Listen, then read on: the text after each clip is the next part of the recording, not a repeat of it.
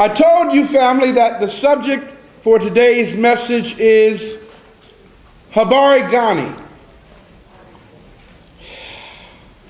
Those are two key Swahili words, and they are spelled like this. Habari, the first word, is Habari.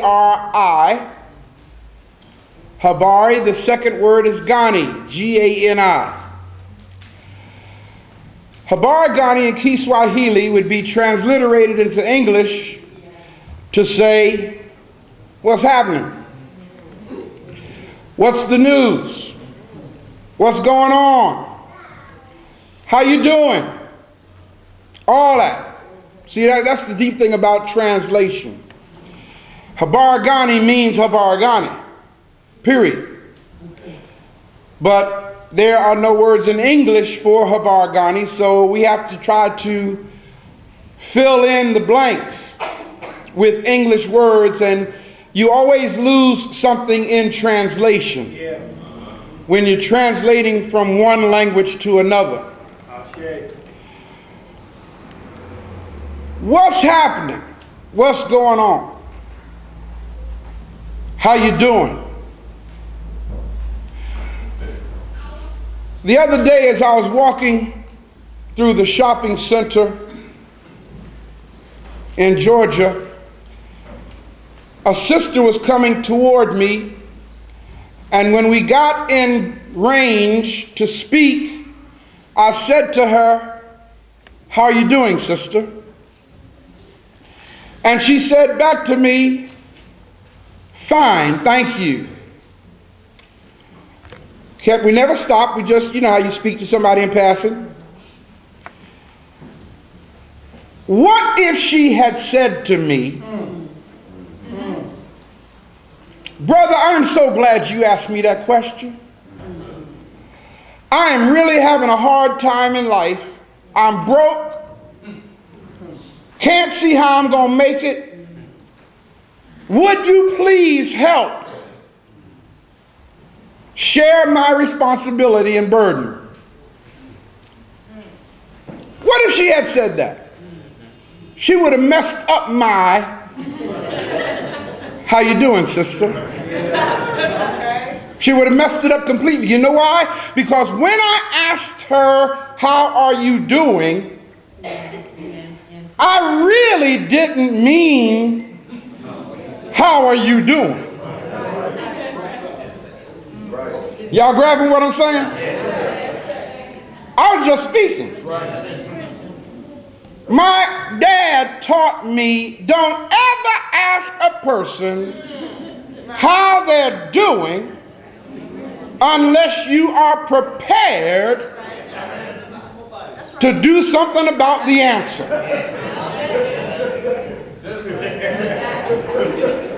But we do it. We say, "How you doing, man?" You know, we just know they're going to say, "Hey, man, I'm all right, man," you know. And you don't really lock into it. It really don't mean much of anything. But just for the purpose and time of this message, let me ask you today, Habari Gani, how are you doing? For real. I ask that question because there is a move taking place. Now, if you are not aware of it, that means that you're out of tune with the universe. Because there's something happening in the cosmos. There is a heightening taking place among African people everywhere. There is an awakening taking place with African people all over the world. It's almost as though the universe is saying it's time for the people of the universe to wake up now. And if you are in tune in your spirit, you've noticed that. Despite everything that's happening happening, y'all. In their world. Notice how I just said that, right?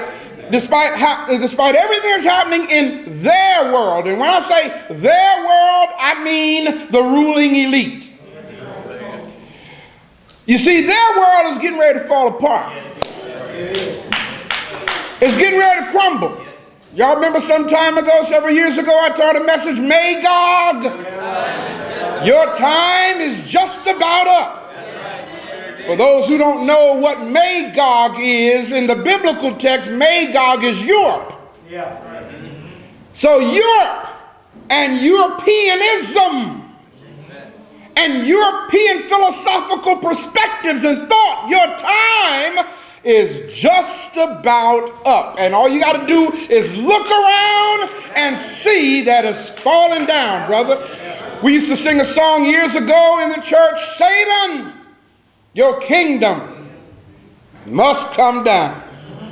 And it's getting ready to fall. Now, black folk, let me share something with y'all. Don't get bent out of shape. No. Because their kingdom is getting ready to come down. Because you are the people of God. Y'all hear what I'm saying? You are the children of the Son, S-U-N. You are the people of the planet. And the only way we as a people are going to fall is if the earth itself ceases to exist. Which ain't about to happen. Now, we often get hung up in the influence of those in power. We allow their definition to determine for us what is. And that's why we need to free ourselves. Are y'all with me? As long as you are locked into their paradigm, when things go wrong in their world, they're going to mess up your world. That's why you kind of just turn CNN off a little bit. Step away from that. Because that's you're drunk with the wine of the world. That's the wine of the world. You see? And as we sing in our song, lest I get drunk with the wine of the world, I forget about thee. Okay? We're not into the wine of the world, man. We're on a whole different spiritual level altogether, whether you know it or not. Go ahead, Pastor. So I ask you again today, Habari, Gani, how are you doing? What's the word? Here's the deep thing about determining how you are doing. And everybody say this with me or after me. Say, in order for me to be doing well, I must remember who I am and what I'm supposed to be doing. Did y'all get that? In order for you to be doing well, you must remember who you are and what you are supposed to be doing. Now, for a basis, for an example of my message today, I want to refer to a story in the biblical text. What did I just say? Story. A what? Story. One more time. Story. A story, an allegory. Please understand, what we're going to read is not historical. It never happened. For real. It never existed because Nehemiah never existed. That's right. Okay? It is a powerful story for us to learn a lesson from so that I can be sure that you are doing well. Again, how are you doing? And in order for you to be doing well, you must remember what two things? Who you are and what you are supposed to be doing. Brothers and sisters, let me ask you a question. When you woke up this morning, were you clear on your assignment? That's where many of us mess up right there. Because we become drunk with the wine of the world, many of us, after Africans have no idea what it is we're supposed to be doing. So let me use this story as an example. If somebody will turn to Nehemiah, the book of Nehemiah, the 6th chapter, I want to show you a story here about a brother who realized that his people were in trouble. The reason why his people were in trouble in this story is because the walls, the vanguard of the city had been broken down. And once the walls are torn down, once the vanguard is torn down, once those things that protect your environment are destroyed, you are in a vulnerable situation. Are y'all grabbing what I'm saying? So here's a brother who saw that the walls of the city had been torn down, and the tragedy about it is, even though the walls had been torn down, the people who lived there had gotten complacent with the walls being down. That's a bad way to be, man, when you get complacent, vulnerable. You're in a position where your enemy can attack you, can destroy your children, and you are blinded by complacency because you're drunk with a drug of choice called religion. You're drunk with praise to an entity that doesn't exist. You are drunk with emotions to make you feel better. The walls are down. Our young people are killing each other in the streets because our walls are down. Are y'all with me here? So, in this story, God raises up a brother who says, I got to do something about these walls being down.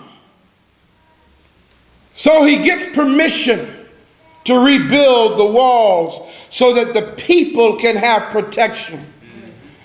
Now in this story, you can apply it to the city, or guess what, y'all? You can apply this to your home. Because your home is under attack. Y'all grabbing this? Make it personal. Your immediate space is under attack because the walls have been broken down through miseducation. Your immediate space is under attack because the walls have been broken down through racism. Your immediate space is under attack because the walls have been broken down by Eurocentric philosophical thought and invasion. So it's time to rebuild the wall. But here's the problem.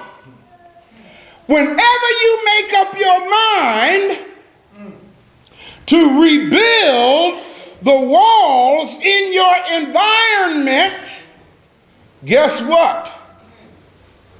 Something's going to try to stop you from doing it. Let's look at this story. In the 6th chapter of Nehemiah, the 1st verse, whoever has it, read it, please, nice and loud. Now it came to pass. You know, brother, hand her that microphone there, please, so it can go on the tape, too. Thank you. What does it say? Now it came to pass. Now it came to pass. When Sanballat. When Sanballat. And Tobiah. And Tobiah. And Geshem. And Geshem. The Arabian. Yes. And the rest of our enemies. Whoa! And the rest of our enemies. Now, just the way that is structured alone tells you that Sanballat was an enemy. Tobiah was an enemy. Geshem was an enemy who appeared as friends to Nehemiah. Are y'all grabbing me so far here? And the rest of our enemies, what happened when they what? Heard that I had builded the wall. Now, ain't this something? The wall been down all this time. Sanballat didn't try to build no wall. Tobiah didn't try to rebuild the wall. Geshem didn't try to rebuild the wall. But this young brother Nehemiah in this story decides, I'm going to do something about the condition of my people. Yeah. Go ahead. And I'm going to rebuild this wall. I'm going to get permission to rebuild this wall. I'm not going to ask them for no government funds. I'm not asking them for no handout. All I want is a building permit from the king so I can rebuild this wall to protect my people. As soon as the brother decided to get busy, what happened? Here come three monkeys. Disguised as friends. When they heard that I was building the wall, or I should say rebuilding the wall, what happened? And that there was no breach left therein. It was firm, it was secure. Though at that time I had not set up the doors upon the gates. Yes.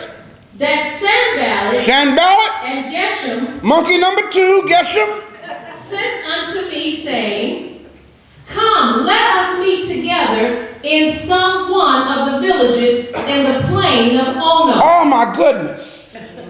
Everybody say a good distraction. See, that's one, a lot of times we think that distractions come as bad. But here, these are brothers of caliber. These are brothers who represent powers that be. These are brothers who may be representatives from the bank or from a social club, and they sent a message to Nehemiah saying, Nehemiah, come and meet with us. Why? Go ahead. But they thought to do me mischief. Everybody say, you better learn how to listen to your intuition. Did y'all get that? You better learn how to listen to your intuition. In other words, here these influential brothers sent a message to Nehemiah saying, come on, brother, I want to meet with you about something. I love it when they want to meet with you, but they don't tell you what it is they want to talk about. Y'all got me? But in his spirit, Nehemiah knew that they were up to no good. See, that's where we mess up. That's where we mess up. We keep entertaining and giving time to those who don't mean us any good. They sought to do me mischief. Now, they didn't tell the brother that. They didn't say, come and have a meeting with us because we seeking to do you mischief. No. Read on. What does it say? It says, and I sent messengers unto them, saying, I love it. I love it. I love it. Nehemiah listened to his intuition. He listened to his spirit. And he sent messengers back to these brothers and told them what? I am doing a great work. Habari, Gani. How are you doing? I got you. How are you doing? Are you doing anything? Are you doing something worthwhile? Are you doing something for the benefit of you, your family, your people, your community? How are you doing? He sent messengers back to Sanballat and Geshem telling them, I am doing a great work. In other words, y'all, I'm busy. What does it go on to say? So that I cannot come down. Oh, shucks now. So that I can't come down. I'm up on this wall trying to rebuild it so we can have a vanguard for our people. And you want me to come down off of this wall and stop what I'm doing to come waste time with you when you don't mean me any good? Read on. What does it say? It says, why should the work cease? Uh-oh. Everybody say, why should what I'm doing stop for some mess? Y'all all right? Go ahead. I am doing a great work. Why should the work cease? Check this out now. Go ahead. Whilst I leave it. While I leave it. And come down to you. And come down to you. I need y'all to acquire a new definition for me of the word worthless.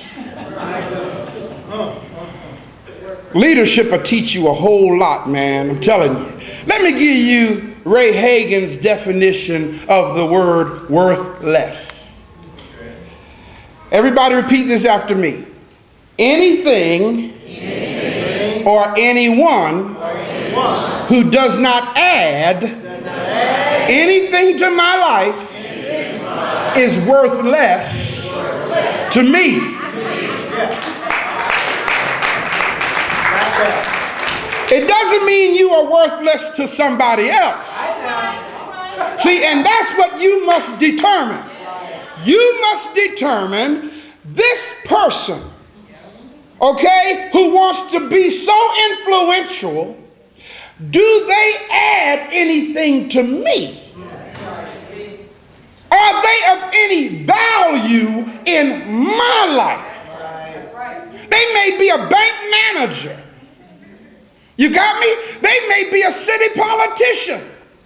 But that don't mean that they add value to you.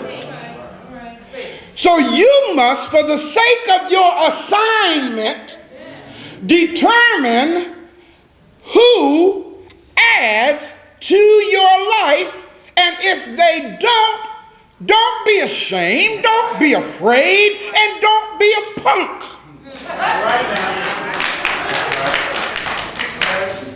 Take a stand and tell it like it is. If that person is worth less, stop wasting your time.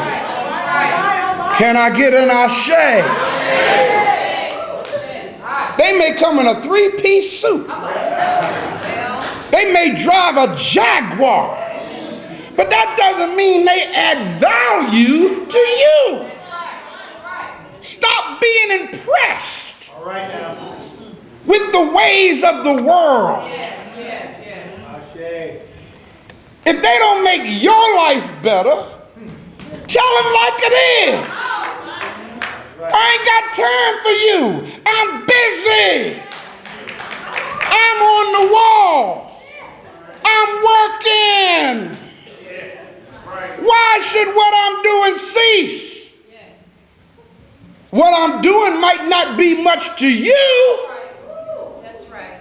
But it's a whole lot to me. All right. Are y'all grabbing what I'm saying? Somebody need this message today. Why should what I'm doing cease while I come down to you with your worthless self? Go ahead, sister. What happened after that? Yet they sent unto me 4 times after this sort. Whoa! Now, that's the giveaway right there. Nehemiah sent messages back saying, listen, I'm busy, man. I ain't got time for you. And they sent 4 more times saying what? Come on. What does it say? It says, and I answered them after the same manner. Wow. Go ahead. Then sent Sanballat. This is verse 5. They still didn't get it. Then Sanballat did what? His servant unto me in like manner the 5th time with an open letter in his hand. With an official letter. Wow. Saying what? Wherein was written, it is reported among the heathen. Uh-oh. Everybody say, he said, she said. It is reported among the heathen. Wow. What's reported among the heathen? And Gashmu saith it, Yes. that thou and the Jews think to rebel. Oh, so in other words, you are trying to build a revolutionary party. Got this? You see, the word is out that y'all over there in the African village are trying to build a revolutionary party to rebel against the standard that we have set for Negroes. Y'all getting this? We put a great deal of time in keeping Negroes complacent with the vanguard being down. We put a lot of time in putting Negroes in place to keep other Negroes asleep. Oh, shucks now. And they're talking now that y'all are getting ready to try to overthrow what we have established. Come on. What happened, sister? Go ahead. It says, for which cause thou buildest the wall, that thou mayest be their king, according to these words. So you're trying to set yourself up, Nehemiah, as the new leader. The leader of this revolution. I hear you, Doc. I hear you, Doc. Go ahead. And thou hast also appointed prophets. Oh, and you even appointed other people. To preach of thee at Jerusalem. Other chief elders. In other cities. Y'all getting this? Come on. I'm with you 100%. Come on. To promote what it is you trying to do. Go ahead. Saying, there is a king in Judah. And now shall it be reported to the king according to these words. Yes, we're going to tell the government about you. Go ahead. Come now, therefore. So listen, to keep us from really going through all that, come on down, Nehemiah. And let us take counsel together. Let's have a meeting at Ponderosa. Let's have a meeting at the Marriott. Let's have a meeting at the city council chambers. Let's have a meeting, Nehemiah. Go ahead.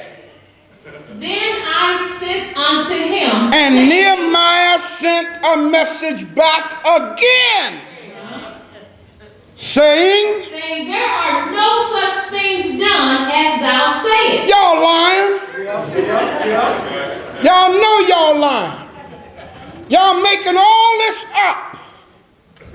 Go ahead. But thou feignest them out of thine own heart. There you go. You making it up. And the whole reason why you making it up is because you want to get me down off of this wall of rebuilding a vanguard for my people. Go ahead. Go ahead, read on. For they all made us afraid, saying, their hands shall be weakened from the work, that it be not done. Ain't that deep? See, that's, everybody say, the power of negative influence. Now, Sanballat and Geshem and Tobiah and the rest of his enemies start getting word around. And then those who were working with Nehemiah got weak. Oh, shucks. Nehemiah didn't get weak, but those who were working with him started getting weak, started getting afraid, saying, well, Nehemiah, maybe, go on and have him, go on and meet with him. It ain't gonna hurt. Go talk with them. Let me kind of give you the summation of this thing, how deep it got. Turn back over to the 4th chapter. You see, when you are really making an accomplishment, grab this now. When you are making an accomplishment in your life, when you are making an accomplishment in your personal environment, when you are growing, when you are getting stronger, when you are rising above where you used to be. Am I making sense here, people? When people begin to see the change in you, they don't back off and say, oh, well, we done lost this one. No, the war intensifies. The battle gets stronger. You see, the first appeal was, hey man, come on, we need to have a talk. Since he refused to talk, it got so deep, it got so serious that those who were working with Nehemiah, Brother Sharon, had to do something that you shouldn't have to do while you building a wall. Look at the 15th verse of the 4th chapter. What does it say? It says, and it came to pass. And it came to pass. When our enemies heard that it was known unto us. Wait a minute now, hold up. When our who heard? Our enemies. Look at the person next to you and say, don't ever forget. Now look back and say, don't ever forget. That if you are about something, you're going to have enemies.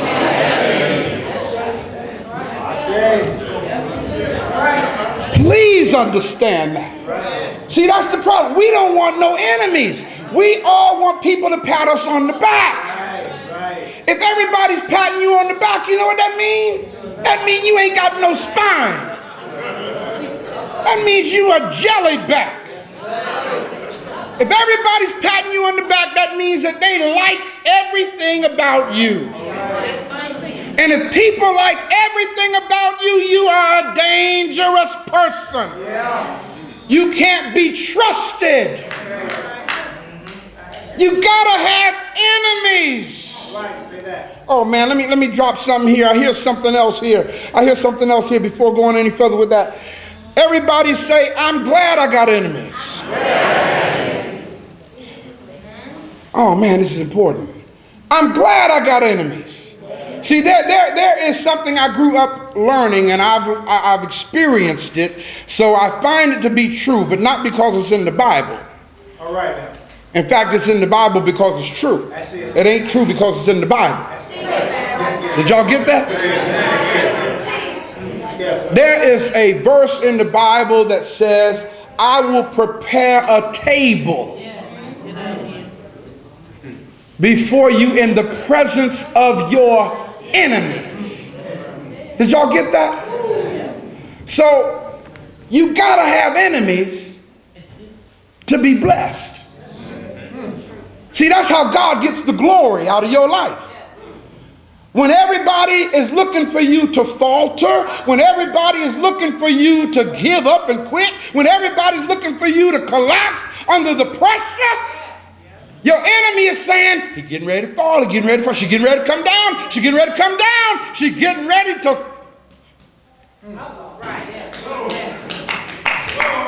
She should have fell by now.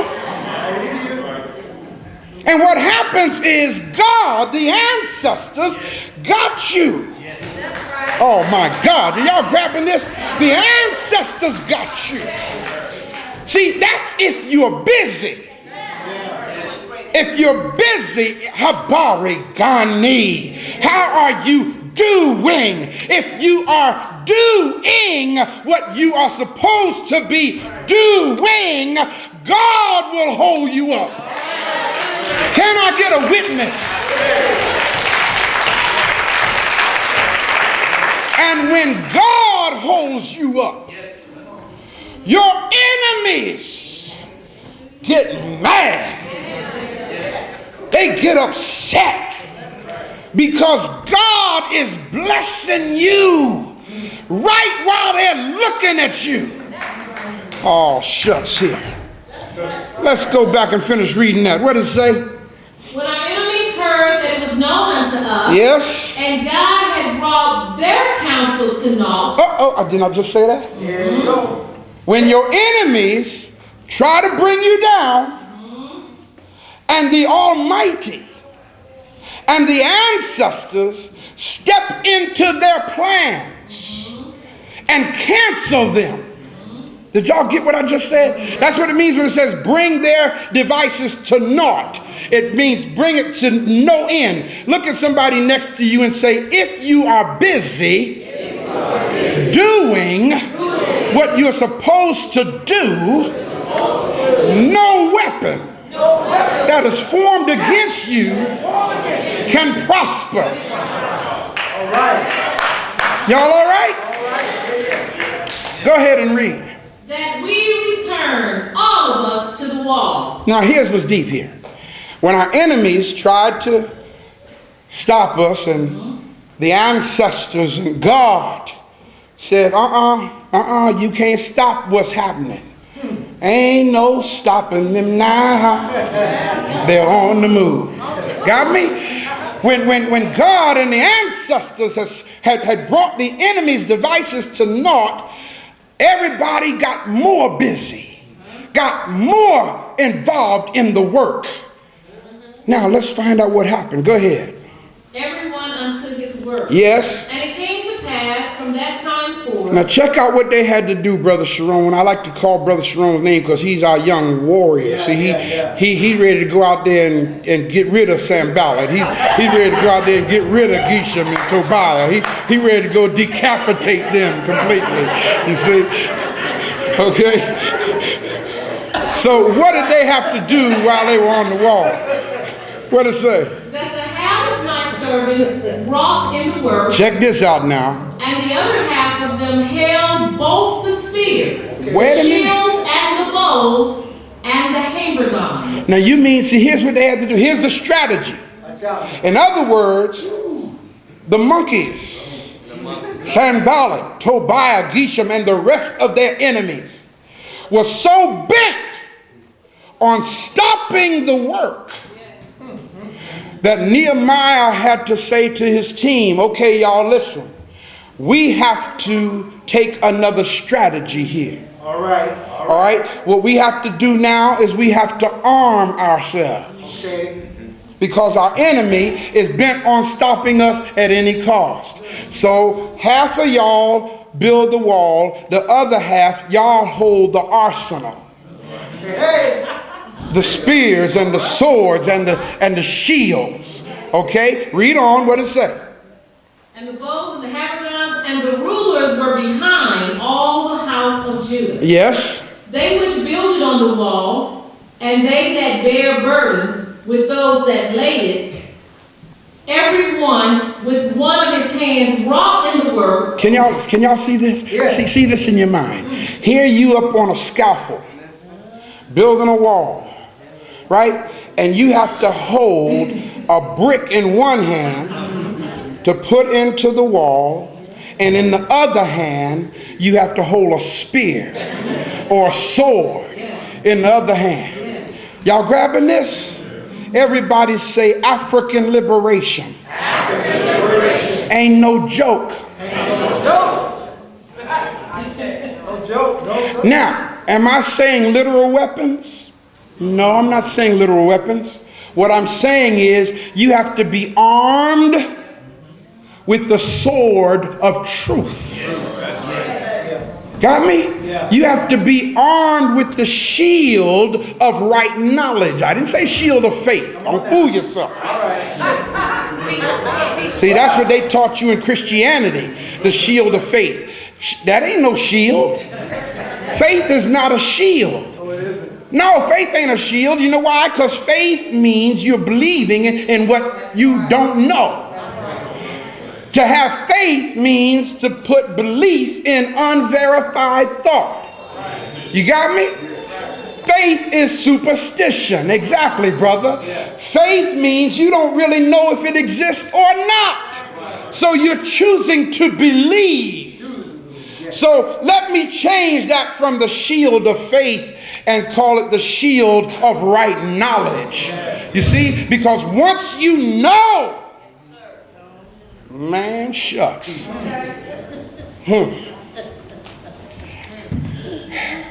A shield, a spear, a sword in one hand, while building the wall with the other hand. A group came out with some words to a song that said, I'm taking care of business, woman, can't you see? I'm trying to make it for you. I'm trying to make it for me. I've got work to do. Y'all remember that? I got work to do. Yeah. I want you today, family, as I close this, to make up in your mind to stay focused on the wall. Not just the vanguard for liberation. Let me tell y'all something. There's a lot of people upset about what's happening in the awakening of African people. A lot of people are. And they want to discourage you. If they can't attack the leaders, then they want to attack the support base. Like Nehemiah's workers got scared. Look at somebody next to you and say, don't be afraid. Look back at them and say, this ain't our battle. Say, we're just the instruments in the hands of the ancestors. It's time. It's time for the resurrection of black African people. It's time for the empowerment of black African people. It's time for us to get up from where we are. It's time. You got work to do. Don't get distracted. Stand firm on the wall. And be like the brother. I don't care who comes to you and want you to come down. It could be your best friend. It could be your mama. It could be your sister, your brother. It could be your husband or your wife. And they may want you to come down off this wall and meet with us. Come on, let's talk about this thing you into here. I'm worried about you. You can't let nobody take away your Jesus.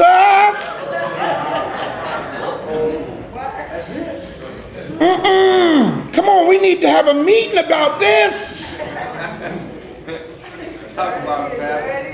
We need to talk. Come on, I done got some of my friends together. We praying for you.